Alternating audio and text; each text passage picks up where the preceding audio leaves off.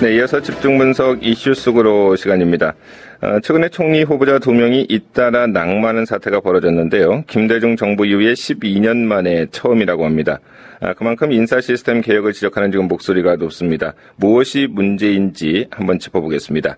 이숙현 시사 칼럼니스트 연결하겠습니다. 안녕하십니까? 네, 안녕하세요. 네, 현재 박근혜 정부의 인사 시스템이 어떻게 돼 있습니까? 기본적으로 청와대에는 그 인사위원회라는 게 있습니다. 예. 청와대 비서실장이 위원장을 맡고 있고요. 여기에 정무수석과 홍보수석 그리고 민정국정기획수석이 당연직으로 참여하고 있는 한마디로 공식적인 기구입니다. 여기에 선임 행정관 1명 정도가 실무를 맡고 있는데요. 문제는 이곳에서 주로 이 공기업 기관장이나 감사 혹은 각 부처의 차관급 정도만 후보자를 그동안 추천해 왔던 것으로 알려져 있습니다. 다시 말하면 이 장관급 이상의 경우에는 청와대 인사위 소속에 있는 수석들도 그 인사 내용을 전혀 모르는 경우가 많았다는 게 관계자들의 얘기입니다. 이런 맥락에서 본다면 그동안 총리나 장관 후보자들이 줄줄이 낙마했던 게 오히려 자연스러운 일은 아닌가 이런 생각이 들기도 합니다. 네, 지금 수석들이 이제 고정 멤버로 들어가 있는 그 인사위원회조차도 후보를 좀 모른다면 앞으로 박근혜 대통령은 그럼 누구와 상의를 한다는 거죠? 그게 미스터리죠. 소위 수첩인사라고 해서 대통령 혼자 결정한다 이런 얘기들을 작년부터 그 취임서부터 그런 얘기를 많이 해왔었는데요. 사실상 대통령과 김기춘 비서실장 그리고 잘 알려진 그 오래된 핵심 참모들 몇몇이 앉아서 결정한다 이런 얘기도 많이 들립니다. 그런데 그 인사가 만사라고 할 만큼 인사 문제는 상당히 중요한 문제인데요.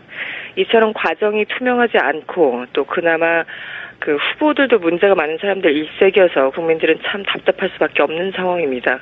그래서 흔히 나오는 말들이 이른바 비선 라인 있는 것이 아니냐 이런 지적들이 있는 거죠. 네, 비선 라인.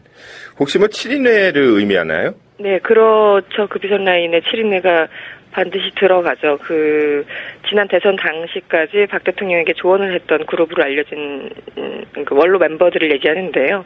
여기에는 김기춘 비서실장을 시작으로 강창희 전 국회의장, 그리고 현경대 김용환, 김용갑, 최병렬 전 의원, 그리고 안병훈 전 조선일보 부사장 등으로 알려져 있습니다. 그런데 이번 문창극 후보자 사태를 계기로요, 좀 흥미로운 점이 발견되기도 했는데요. 이 김 실장을 제외한 다른 인사들이 이 인사 추천을 본인들이 하지 않았다고 극구 부인을 하는 것은 물론이고요. 그 발언 속에 그 대통령을 향해서 상당히 모난 그런 발언들을 좀 이어가고 있다는 점입니다. 네. 어떤 발언들이 있었다는 건지 좀 간단하게 소개해 주시죠. 예를 들어 이제 대표적인 보수 인사로 알려져 있죠. 김용갑 전 의원이요. 지난 19일에 이런 얘기를 했습니다. 이 문창극 후보자와 관련해서 이런 얘기를 했죠. 보수라고 무조건 꼴통이 아니다. 어떻게 그런 분이 후보가 됐는지 모르겠다. 이런 얘기를 기자한테 했습니다. 그러면서 박 대통령을 향해서는 정치를 쉽게 하면 좋을 텐데 왜 이렇게 어렵게 하는지 아쉽다고 말을 해서 눈길을 끌기도 했습니다. 문 후보자를 천거했다는 소문이 한때 돌았던 안병훈 전 부사장은요. 우리가 한다고 해서 되는 것도 아니다. 이런 얘기를 했고요. 강창희 전 국회의장 같은 경우는 지난달 말에 퇴임 그 기자회견에서 자기 시야에서만 보면 좋은 사람이 안 보인다면서 한마디로 인사 스타일을 지적하기도 했습니다. 대통령이 이 소위 말하는 7인회와 거리두기를 하고 있는 것으로 보이는 이런 징후 발언들이 아닐까라는 생각이 듭니다. 네, 그렇군요. 뭐가 다 있죠? 네네. 자꾸 이런 문제가 이제 생기다 보니까 김대중 노무현 정부 당시에 그 중앙인사위원회가 있지 않았습니까?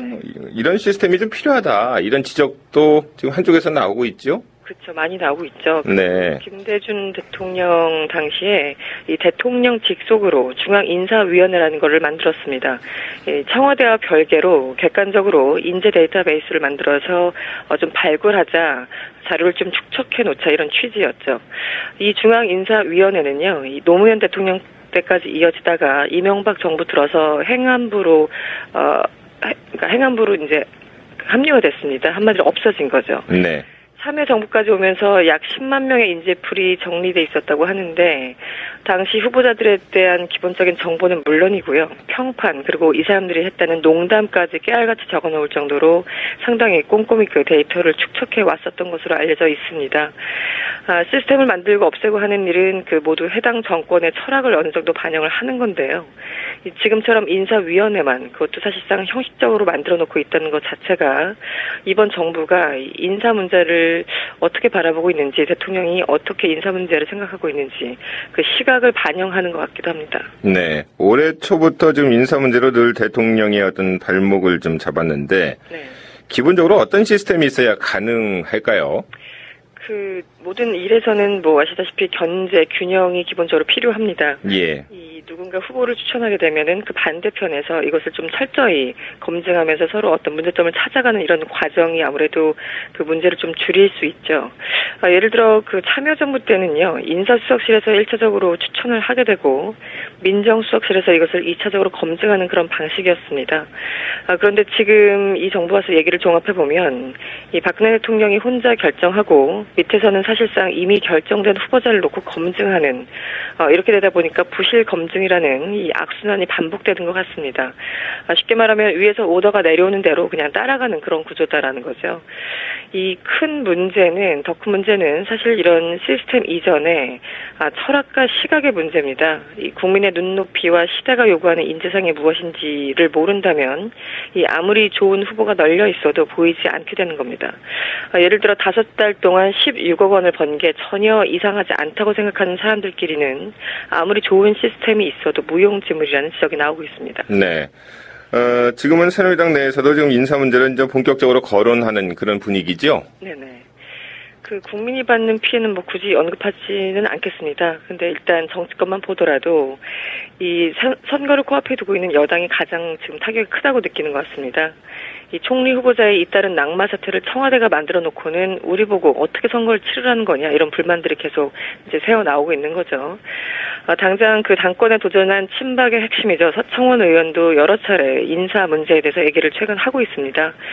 차제에 외부 인사위원회를 만드는 시스템을 생각해 봐야 된다면서 새로운 인사 시스템이 구축돼야 된다. 뭐 지난 18일부터 이런 얘기를 하고 있습니다. 물론 인사위원장을 맡고 있는 김기춘 실장을 방어하기 위한 논리를 전제에 깔아놓긴 했지만 어쨌든 시스템에 대한 문제의식은 분명히 있는 그런 상황인 것 같습니다. 네. 지금 세월호 참사 이후에 그 대통령이 이제 국가 개조를 강조하고 있지만 인사 시스템 개조 없이는 뭐 이 역시 이제 불가능하다. 뭐 이런 지적들이 또 계속 나오고 있어요. 그렇습니다. 어떤 일을 하려면 국민들의 동의가 필수적이죠. 억지로 뭐 밀어붙일 수는 있겠지만 국민들의 지지가 있어야지 기본적인 동력을 얻을 수가 있을 겁니다. 특히 총리부터 장관들의 경우에는 이 국민들은 물론이고 소속된 그 공무원 혹은 직원들이 어느 정도 좀 인정할 수 있어야지만 영이 설 테고요. 또 그래야만 국가 개조든 나라 개조든 가능할 겁니다. 그런데 그 지휘자가 도덕성이나 역사관, 뭐 자질면에서 이렇게 크게 흠집이 난 상태에서 시작을 하게 되면 이 대통령의 의지가 아무리 강하더라도 일이 제대로 돌아가지 않게 됩니다.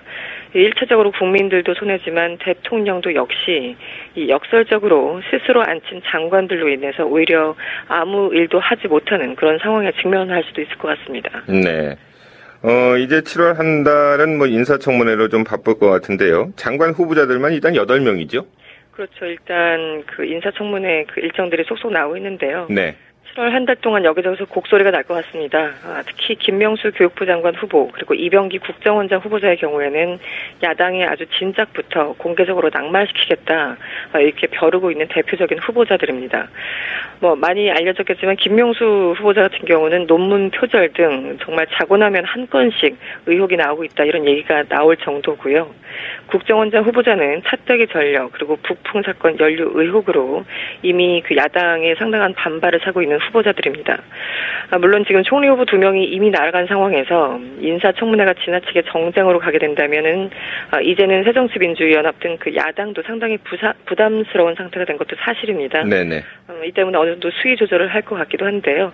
어쨌든 그 객관적으로 문제 있는 후보자들을 추천한 청와대의 책임론은 두고 이어지게 될 것 같기도 합니다. 네, 오늘 여기까지 말씀 듣겠습니다. 감사합니다. 네.